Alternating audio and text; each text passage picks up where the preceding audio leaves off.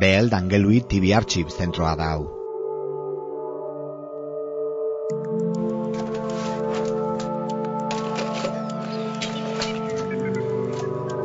Zentro honetan, audio eta bideo datu analogikoak digitalizatzen dira.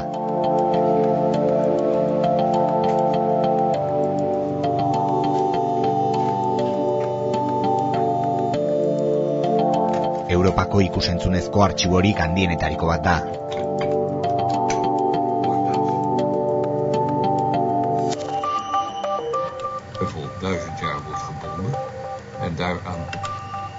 Guztira, 700.000 ordu inguru ditu telebista programatan, irrati emisiotan, musikan eta filmetan.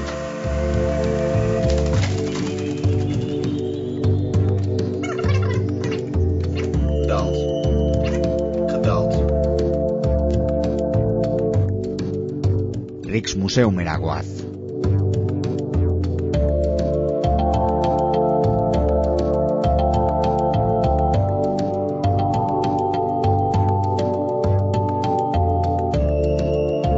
Museo honetako artelanak digitalizatzeko irudi formatua erabiltzen da.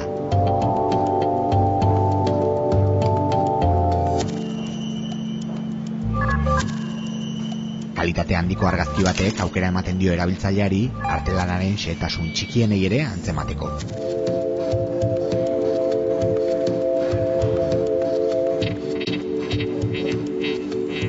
Museoetan kultura ondare garrantzitsu diren objektuak egoten dira.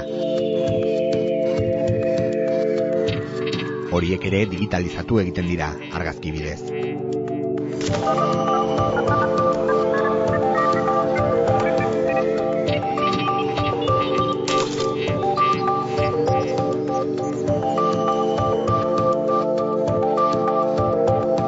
Parisen gaude, Frantziako liburutegi nazionalean.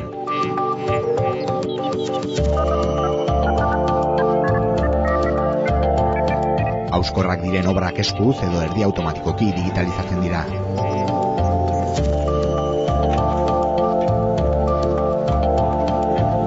Liburuen kasuan ere, digitalizatu ondoren, aukera dago obrak xehetasun handiz behatzeko.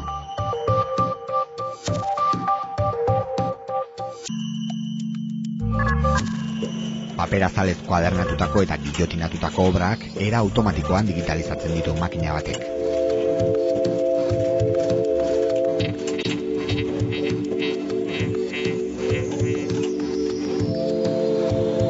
Beste obra batzuk pilaka digitalizatzen dira.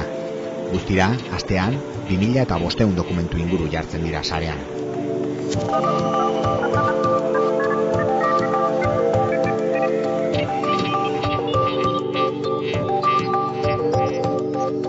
Europako hemeroteka askotako egunkariak ere digitalizatu eta tratatu egiten dira.